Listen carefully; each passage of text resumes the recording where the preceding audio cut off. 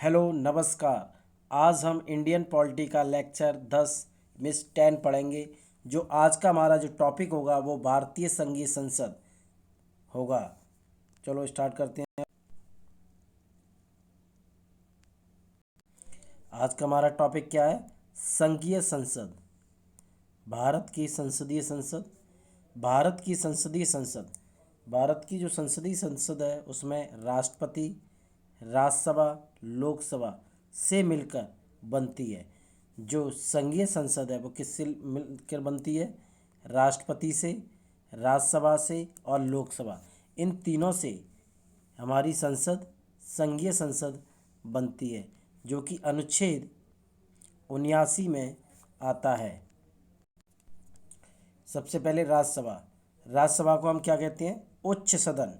राज्यसभा के सदस्यों की अधिक से अधिक संख्या 250 हो सकती है।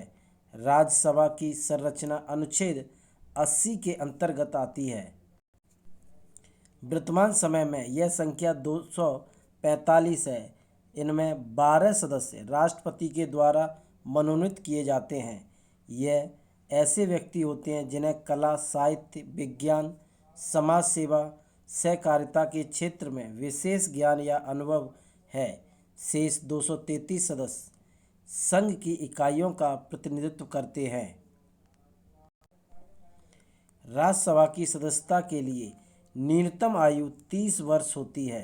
कितनी वर्ष होती है? 30 वर्ष होती है। राज्यसभा एक स्थायी सदन है।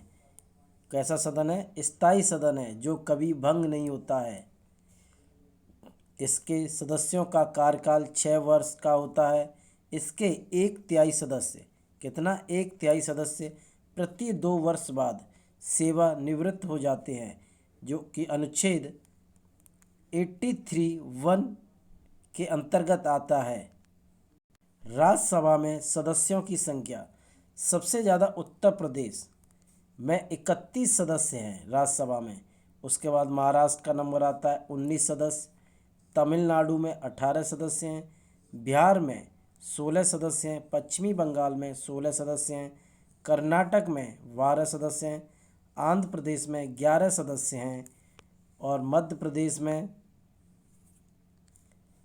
11 सदस्य हैं, गुजरात में 11 सदस्य हैं, उड़ीसा में 10 सदस्य हैं, राजस्थान में 10 सदस्य हैं, केरल में 9 सदस्य हैं, पंजाब में 7 सदस्य हैं, असम में 7 सदस्य हैं, तेलंगाना में 7 सदस्य हैं, झारखंड में 6 सदस्य हैं, छत्तीसगढ़ में 5 सदस्य हैं, हरियाणा में 5 सदस्य हैं, हिमाचल प्रदेश में 3 सदस्य हैं, उत्तराखंड में 3 सदस्य हैं, नागालैंड में 1 है, मिजोरम में 1 है, मेघालय में 1 सदस्य है, मणिपुर में 1 है, त्रिपुरा में 1 है, सिक्किम में 1 है, अरुणाचल प्रदेश में 1 है और गोवा में 1 है। और जम्मू कश्मीर में 4 हैं, दिल्ली में 3 हैं, पुडुचेरी में 1 है। राज्यसभा के प्रथम उपसभापति श्री एस.बी. कृष्णमूर्ति राव बने थे। राज्यसभा के प्रथम उपसभापति कौन बने थे? श्री एस.बी. कृष्णमूर्ति राव बने थे।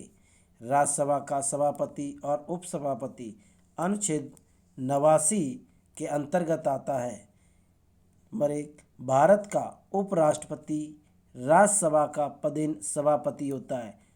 जो कि उपराष्ट्रपति होता है भारत का, वो क्या होता है? सभापति होता है। राज्यसभा यथाशीघ्र अपने किसी सदस्य को अपना उपसभापति चुनेगी और जब उपसभापति का पद रिक्त होता है तब राज्यसभा किसी अन्य सदस्य को अपना उपसभापति चुनेगी। उपसभापति का पद रिक्त होना, पद त्याग और पद से हटाया जाना अनुच्छेद 90 के अंतर्गत आता है। नंबर 1, उपसभापति यदि राज्यसभा का सदस्य नहीं रहता है तो अपना पद रिक्त कर देगा। नंबर 2, सभापति को संबोधित त्याग पत्र द्वारा वह अपना पद त्याग सकेगा। नंबर 3, राज्यसभा के तत्कालीन समस्त सदस्यों के बहुमत से पारित संकल्प द्वारा अपने पद से हटाया जा सकेगा, परंतु इस संकल्प को प्रस्तावित करने के असाय की सूचना उसे कम से कम 14 दिन पहले देनी होगी।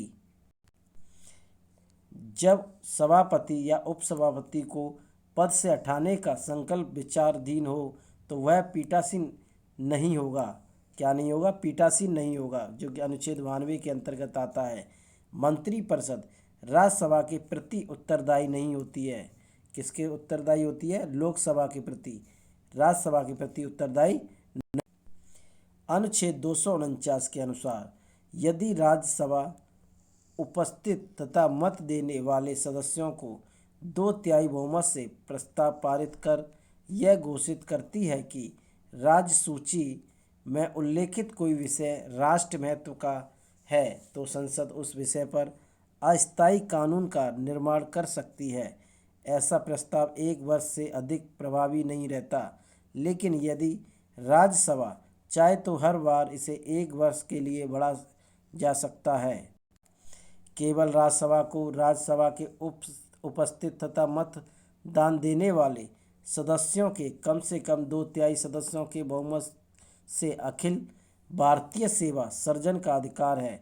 अनुच्छेद 312 में धन विधेयक राज्यसभा में पुनः स्थापित नहीं किया जाएगा। अनुच्छेद 109(1) के अनुसार धन विधेयक के संबंध में राज्यसभा को केवल सिफारिशें करने का अधिकार है, जिसे मानने के लिए लोकसभा बाध्य नहीं है। इसके लिए राज्यसभा को 14 दिन का समय मिलता है। यदि इस समय में विधेयक वापस नहीं होता है तो पारित समझा जाता है। राज्यसभा धन विधेयक को ना स्वीकार कर सकती है और ना ही उसमें कोई संशोधन कर सकती है। राष्ट्रपति वर्ष में कम से कम 2 बार राज्यसभा का अधिवेशन आहूत करता है। राज्यसभा के एक सत्र की अंतिम बैठक तथा अगले सत्र की प्रथम बैठक के नियमित तिथि के बीच 6 महीने से अधिक का अंतर नहीं होना चाहिए। राज्यसभा की पहली बार गठन 3 अप्रैल 1952 में को किया गया था। इसकी पहली बैठक 13 मई 1952 को हुई थी। राज्यसभा सदस्य जो प्रधानमंत्री बने, इंदिरा गांधी 1966 में जब प्रधानमंत्री बनी उस समय राज्यसभा की सदस्य थी। HD. Deve Gowda, I.K. Gujral, doctor Manmohan Singh. Sansad Bhavan यह एक वृत्ताकार भवन है जिसकी design architect sir Edwin Lutyens किसने?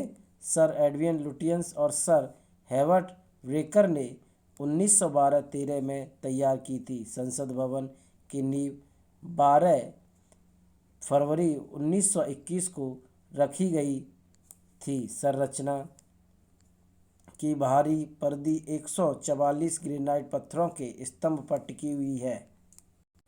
नोट: राज्यसभा में प्रतिनिधित्व नहीं है अंडमान निकोबार का, चंडीगढ़ का, दादर और नगर हवेली का, दमन व दीव या लक्षद्वीप का। इनका प्रतिनिधित्व राज्यसभा में नहीं है। लोकसभा की संरचना अनुच्छेद 81 के अंतर्गत आती है। लोकसभा संसद का प्रथम या निम्न सदन है जिसका सभापतित्व करने के लिए एक अध्यक्ष होता है। लोकसभा अपनी पहली बैठक के पश्चात यथाशीघ्र अपने 2 सदस्यों को अध्यक्ष और उपाध्यक्ष के रूप में चुनता है, जो कि अनुच्छेद 93 के अंतर्गत आते हैं। मूल संविधान में लोकसभा की सदस्य संख्या 500 निश्चित की गई है। अभी तक इसके सदस्यों की अधिकतम सदस्य संख्या 552 है। अमेरिकी राष्ट्रपति जो भारतीय संसद में बोले, डी आइजनहोवर जो कि 1959 में बोले थे, जिमी कार्टर 1978 में, बिल क्लिंटन 2000 में और बराक ओबामा 2010 में। अमेरिकी राष्ट्रपति जो भारत आए लेकिन संसद नहीं पहुँचे, रिचर्ड निक्सन 1969 में और जॉर्ज बुश 2006 में हो सकती है। इनमें से अधिकतम 530 सदस्य राज्यों के निर्वाचन क्षेत्रों से और अधिकतम 20 सदस्य संघीय क्षेत्रों से निर्वाचित किए जा सकते हैं एवं राष्ट्रपति एंग्लो भारतीय वर्ग के अधिकतम 2 सदस्यों को मनोनीत कर सकते हैं। वर्तमान में लोकसभा सदस्यों की संख्या 545 है। इन सदस्यों में 524 सदस्य 28 राज्यों से, 19 सदस्य 8 केंद्र शासित प्रदेशों से निर्वाचित होते हैं और 2 सदस्य एंग्लो भारतीय वर्ग के प्रतिनिधित्व के रूप में राष्ट्रपति द्वारा मनोनीत होते हैं, जो कि अनुच्छेद 331 के अंतर्गत आते हैं। नए परिसीमन के बाद लोकसभा में अनुसूचित जातियों के लिए 84 स्थान और अनुसूचित जनजातियों के लिए 47 स्थान आरक्षित किए गए हैं, जो कि अनुच्छेद 330 के अंतर्गत आते हैं। 2001 में संसद द्वारा पारित 84वें संविधान संशोधन विधेयक के अनुसार लोकसभा और विधानसभाओं की सीटों की संख्या 2026 ईस्वी तक यथावत रहने का प्रावधान किया गया है। लोकसभा के सदस्यों का चुनाव गुप्त मतदान के द्वारा वयस्क मताधिकार 18 वर्ष के आधार पर होता है। 61वें संविधान संशोधन 1989 के अनुसार भारत में अब 18 वर्ष की आयु प्राप्त व्यक्ति को वयस्क माना गया है। लोकसभा में अनुसूचित जातियों तथा अनुसूचित जनजातियों के लिए राज्यवार जनसंख्या के अनुपात में आरक्षण का प्रावधान किया गया है। अनुच्छेद 330 और 332 यह प्रावधान प्रारंभ में 10 वर्षों के लिए किया गया था, किंतु इसे संविधान संशोधन द्वारा 10 वर्षों के लिए आगे बढ़ाया जा रहा है। वर्तमान में 95वें संविधान संशोधन 2009 द्वारा अनुच्छेद 334 में संशोधन कर लोकसभा में अनुसूचित जातियों और अनुसूचित जनजातियों के आरक्षण तथा एंग्लो भारतीयों को मनोनीत करने संबंधी प्रावधान को 2020 तक के लिए बढ़ा दिया गया है। लोकसभा में सदस्यों की संख्या उत्तर प्रदेश में सबसे ज़्यादा 80 सीटें हैं, महाराष्ट्र में 48 सीटें हैं, पश्चिमी बंगाल में 42 सीटें हैं, बिहार में 40 सीटें हैं, तमिलनाडु में 39 सीटें हैं, मध्य प्रदेश में 29 सीटें हैं, कर्नाटक में 28 सीटें हैं, गुजरात में 26 सीटें हैं,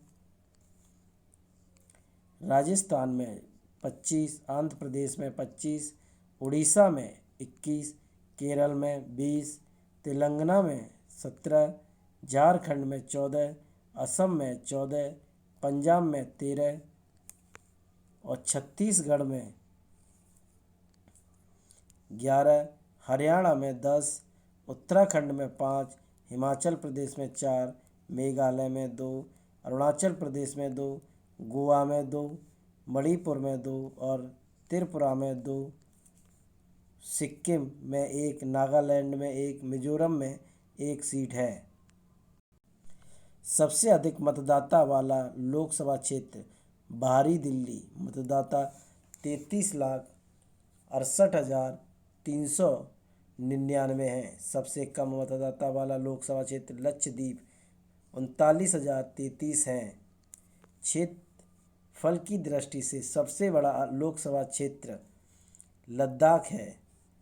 क्षेत्रफल की दृष्टि से सबसे छोटा लोकसभा क्षेत्र चांदनी चौक दिल्ली है। लोकसभा की सदस्यों के लिए अनिवार्य योग्यता वह व्यक्ति भारत का नागरिक हो, उसकी आयु 25 वर्ष, राज्यसभा में कितनी थी 30 वर्ष, 25 वर्ष हो या इससे अधिक हो, भारत सरकार अथवा किसी राज्य सरकार के अंतर्गत वह कोई लाभ के पद पर ना हो, वह पागल या दिवालिया ना हो। संघीय क्षेत्र दिल्ली में 7 सीटें हैं, जम्मू कश्मीर में 5 हैं, लद्दाख में 1 है, पुडुचेरी में 1 है, चंडीगढ़ में 1 है, दादर व नगर हवेली में 2 हैं, दमन व दीव में 1 है, अंडमान निकोबार में 1 है, लक्षद्वीप में 1 है। लोकसभा का अधिकतम कार्यकाल 5 वर्ष होता है।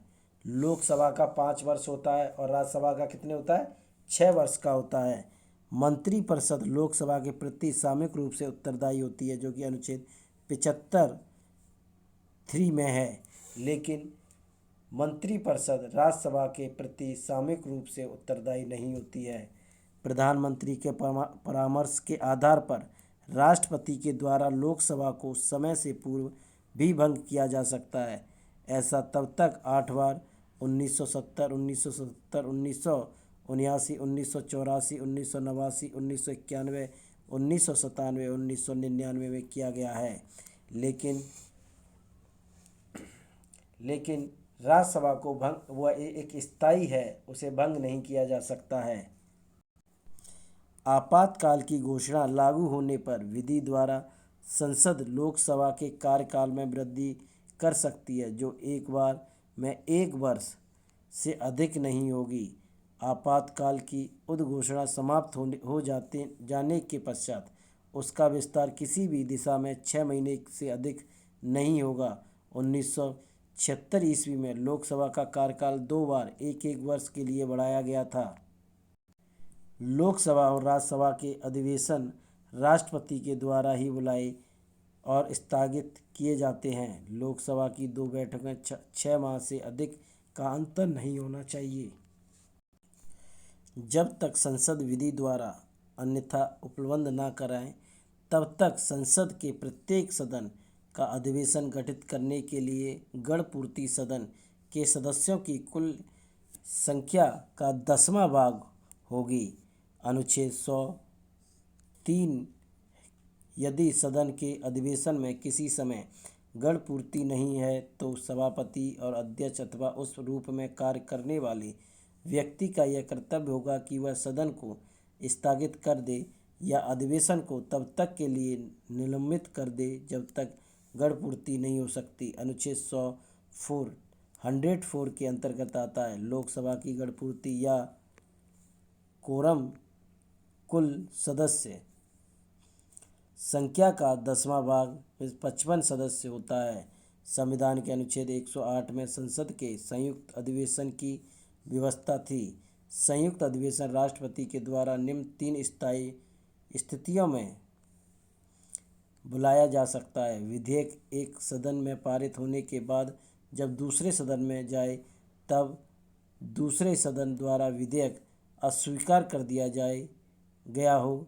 विधेयक पर किए जाने वाले संशोधन के बारे में दोनों सदन अंतिम रूप से असहमत हो गए हों। नंबर 3, दूसरे सदन को विधेयक प्राप्त होने की तारीख से उसके द्वारा विधेयक पारित किए बिना 6 मास से अधिक बीत गए हों। सदनों की संयुक्त बैठक में अधिवेशित होने के लिए आहूत करने के अपने आशय की राष्ट्रपति सूचना के पश्चात लोकसभा का विघटन बीच में हो जाने पर अनुच्छेद 108(5) के अधीन संयुक्त बैठक हो सकती है। इसमें विधेयक पारित हो सकता है। अनुच्छेद 108 द्वारा निर्धारित संयुक्त बैठक की प्रक्रिया समान विधायन तक ही सीमित है। धन विधेयक या संविधान के संशोधन विधेयक पारित करने के लिए संयुक्त बैठक नहीं हो सकती। संविधान संशोधन विधेयक दोनों सदनों में अलग अलग पारित होना चाहिए। संविधान के संशोधन अनुच्छेद 368(2) द्वारा शासित होता है। राष्ट्रपति राज्यसभा के सभापति या लोकसभा के अध्यक्ष से परामर्श करने के पश्चात दोनों सदनों की संयुक्त बैठकों से संबंधित और उनमें परस्पर संचार से संबंधित प्रक्रियाओं के नियम बनाए जा सकते हैं। अनुच्छेद 118(3) के अंतर्गत संयुक्त अधिवेशन की अध्यक्षता लोकसभा के अध्यक्ष के द्वारा की जाती है, जो कि अनुच्छेद 118(4) के अंतर्गत आता है। संयुक्त बैठक से अध्यक्ष की अनुपस्थिति के दौरान सदन के उपाध्यक्ष या यदि वह अनुपस्थित है तो राज्यसभा का उपसभापति या यदि वह भी अनुपस्थित है तो ऐसा अन्य व्यक्ति पीठासीन होगा जो उस बैठक में उपस्थित सदस्यों द्वारा अवधारित किया जाएगा। संयुक्त बैठक में कोई विधेयक निर्दिष्ट किया जाता है तो उस विधेयक को दोनों सदनों के उपस्थित तथा मत देने वाले सदस्यों के साधारण बहुमत से पारित किया जा सकता है, जो कि अनुच्छेद 108 4 के अंतर्गत आता है। संयुक्त बैठक की समस्त कार्रवाई लोकसभा की प्रक्रिया के अनुसार होती है। संसद में लंबित विधेयक सदनों के सत्रवासन के कारण व्यापक यानी समाप्त लैप्स नहीं होते हैं। अनुच्छेद 107 थर्ड के अनुसार राज्यसभा में लंबित विधेयक जिसको लोकसभा ने पारित नहीं किया है, लोकसभा के विघटन के व्यापगत नहीं होता है। अनुच्छेद 107 4 के अनुसार कोई विधेयक जो लोकसभा में लंबित है या जो लोकसभा द्वारा पारित कर दिया गया है और राज्यसभा में लंबित है, अनुच्छेद 108 के अनुसार के उपबंधों के अधीन रहते हुए लोकसभा के विघटन पर व्यापगत हो जाएगा। अनुच्छेद 107 5 के अनुसार लोकसभा में एक दिन में तारांकित प्रश्नों की अधिकतम संख्या 20 होती है। धन विधेयक के संबंध में लोकसभा का निर्णय अंतिम होता है। इस संबंध में संयुक्त अधिवेशन की व्यवस्था नहीं होती है। अविश्वास प्रस्ताव केवल लोकसभा में ही पूर्व स्थापित किया जा सकता है। अविश्वास प्रस्ताव प्रस्तुत करने के लिए कम से कम 50 लोकसभा सदस्यों के समर्थन की जरूरत होती है, जबकि अविश्वास प्रस्ताव को पारित कराने के लिए लोकसभा के सदस्य के बहुमत की जरूरत होती है। यदि अविश्वास प्रस्ताव पारित हो जाता है तो सरकार को इस्तीफा देना पड़ता है। भारत के संविधान की किसी भी अविश्वास प्रस्ताव का कोई उल्लेख नहीं है। लोकसभा के पदाधिकारी अध्यक्ष और उपाध्यक्ष संविधान के अनुच्छेद 93 के अनुसार लोकसभा स्वयं ही अपने सदस्यों में से एक अध्यक्ष और एक उपाध्यक्ष चुनेगी। प्रत्येक आम चुनाव के पश्चात जब लोकसभा की पहली बार आयोजन किया जाता है तो प्रमुख स्पीकर के द्वारा नए निर्वाचित सदस्यों को शपथ दिलाई जाती है। प्रोटेम स्पीकर उस समय तक कार्य करता है जब तक नए अध्यक्ष या उपाध्यक्ष का चयन नहीं कर लिया जाता। अध्यक्ष या उपाध्यक्ष को तथा उपाध्यक्ष अध्यक्ष को त्यागपत्र देता है। लोकसभा के अध्यक्ष के रूप में शपथ नहीं लेता है, बल्कि सामान्य सदस्य के रूप में शपथ लेता है। 14 दिन के पूर्व सूचना देकर लोकसभा के तत्कालीन समस्त सदस्यों के बहुमत से पारित संकल्प द्वारा अध्यक्ष तथा उपाध्यक्ष को पद से हटाया जा सकता है।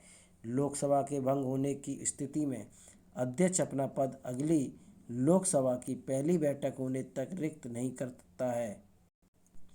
लोकसभा में अध्यक्ष की अनुपस्थिति में उपाध्यक्ष की अनुपस्थिति में राष्ट्रपति द्वारा बनाए गए वरिष्ठ सदस्यों का पैनल में से कोई व्यक्ति पीठासीन होता है। इस पैनल में आमतौर पर 6 सदस्य होते हैं। लोकसभा अध्यक्ष के कार्य और अधिकार: नंबर 1, सदन के सदस्यों के प्रश्नों को स्वीकार करना, उन्हें नियमित करना व नियम के विरुद्ध घोषित करना। किसी विषय को लेकर प्रस्तुत किया जाने वाला कार्य स्थगन प्रस्ताव अध्यक्ष की अनुमति से पेश किया जा सकता है। वह विचाराधीन विधेयक पर बहस रुकवा दे सकता है। संसद सदस्यों को भाषण देने की अनुमति देना, भाषणों का क्रम या समय निर्धारित करना, विभिन्न विधेयक व प्रस्तावों पर मतदान करवाना या परिणामों को घोषित करना तथा मतों की समानता की स्थिति में निर्णायक मत देने का अधिकार है। नंबर 6, संसद व राष्ट्रपति के मध्य होने वाला पत्र व्यवहार करना तथा कोई विधेयक धन विधेयक है या नहीं इसका निर्णय करना। अध्यक्ष द्वारा धन विधेयक के रूप में प्रमाणित विधेयक की प्रकृति के प्रश्न पर न्यायालय में या किसी सदन में राष्ट्रपति द्वारा विचार नहीं किया जाएगा। नंबर 8, यदि उसकी आज्ञा से कोई विधेयक गजट में प्रकाशित हो जाता है तो उसे पेश करने के लिए किसी प्रस्ताव की आवश्यकता नहीं होती है। लोकसभा में विपक्ष के नेता को राजकोष से वेतन प्राप्त होता है और वह उसे कैबिनेट स्तर के मंत्री के समान समस्त समस्त सुविधाएं प्राप्त होती हैं। न्यूनतम 55 सांसद वाला दल ही लोकसभा में विपक्ष दल होने का दावा कर सकता है। प्रथम लोकसभा का कार्यकाल 17 अप्रैल 1952 से 4 अप्रैल 1957 तक रहा। प्रथम लोकसभा अध्यक्ष श्री जीवी ममलिंकर और उपाध्यक्ष अनंत सिंहम थे। संसद एवं संसद सदस्यों से संबंधित कुछ विशेष बातें। सभापति या अध्यक्ष या उस रूप में कार्य करने वाला व्यक्ति प्राथमिक मत नहीं देगा, किंतु मत बराबर दिशा में उसका निर्णय मत होगा, वह उसका उपयोग करेगा। अनुच्छेद 101 के अनुसार संसद के किसी भी सदन के सदस्यता में कोई रिक्ति होने पर भी उस सदन की कार्य करने की शक्ति होगी, और यदि बाद में यह पता चलना है कि कोई व्यक्ति जो ऐसा करने का हकदार नहीं था कार्यवाहियों में उपस्थित रहता है या उसने मत दिया है या अन्यथा भाग लिया है, तो संसद की कार्यवाही विधि मान्य होगी, जो अनुच्छेद 102 में है। संसद में स्थगन प्रस्ताव संसद का कोई भी सदस्य रख सकता है, लेकिन इसके लिए अध्यक्ष की अनुमति आवश्यक है। बिना अध्यक्ष की अनुमति के स्थगन प्रस्ताव नहीं रखा जा सकता है। स्थगन प्रस्ताव लाने का मुख्य उद्देश्य सार्वजनिक महत्व के निश्चित अत्यावश्यक मुद्दों पर बहस करना होता है। सामान्यतः स्थगन प्रस्ताव को शाम 4 बजे तक ही लाया जाता है। किसी संसद सदस्य की योग्यता अथवा अयोग्यता से संबंधित प्रश्न का अंतिम विनिश्चय चुनाव आयोग की सलाह से राष्ट्रपति करता है। एक समय एक व्यक्ति केवल एक ही सदन का सदस्य रह सकता है। यदि कोई सदस्य सदन की अनुमति के बिना 60 दिनों की अवधि से अधिक समय के लिए सदन के सभी अधिनियमों में अनुपस्थित रहता है, तो सदन उसकी सदस्यता समाप्त कर देगा। अनुच्छेद 101(4) के अनुसार संसद सदस्यों को संसद की बैठक के पूर्व या बाद में 40 दिन की अवधि के दौरान गिरफ्तारी से मुक्ति प्रदान की गई है। गिरफ्तारी से यह मुक्ति केवल सिविल मामलों में है। आपराधिक मामलों में अर्थात निवारक निरोध की विधि के अधीन गिरफ्तारी से छूट नहीं है। भूतपूर्व सांसद सदस्यों के लिए पेंशन व्यवस्था 1976 से लागू हो गई है। यदि कोई संसद सदस्य अपने पद से संबंधित शपथ लिए बिना संसद की कार्रवाई में भाग लेता है, तो उसे मतदान करना तो उसके द्वारा मतदान करने से संसद की कार्रवाई पर कोई प्रभाव नहीं पड़ेगा, तथा जितने दिन वह मतदान करता है या कार्रवाई में भाग लेता है, प्रति दिन के हिसाब से उसे 500 रुपये दंड स्वरूप देने होंगे। न्यायालय द्वारा अपराधी घोषित किए गए व्यक्ति को चुनाव लड़ने के लिए अयोग्य करार देने का निर्णय संसद द्वारा किया गया है। संसद के द्वारा पारित जनप्रतिनिधित्व अधिनियम 1951 की धारा 8(3) के तहत यह उल्लेख किया गया है, यदि किसी जनप्रतिनिधि को 2 वर्ष या उससे अधिक की सज़ा सुनाई जाती है, तो उसकी सदस्यता समाप्त हो जाएगी। यह अगले 6 साल तक चुनाव नहीं लड़ सकेगा। संसद में कार्य हिंदी में या अंग्रेजी में अनुच्छेद 348 के अधीन रहते हुए किया जाएगा, परंतु राज्यसभा का सभापति या लोकसभा का अध्यक्ष या उस रूप में कार्य करने वाला व्यक्ति किसी सदस्य को जो हिंदी या अंग्रेजी में अपनी पर्याप्त अभिव्यक्ति नहीं कर सकता है, अपनी मातृभाषा में सदन को संबोधित करने की अनुज्ञा दे सकेगा। अनुच्छेद 120(1) के अनुसार हमारे चैनल को लाइक, शेयर, सब्सक्राइब और कमेंट ज़्यादा से ज़्यादा देकर बताएं। Thank you.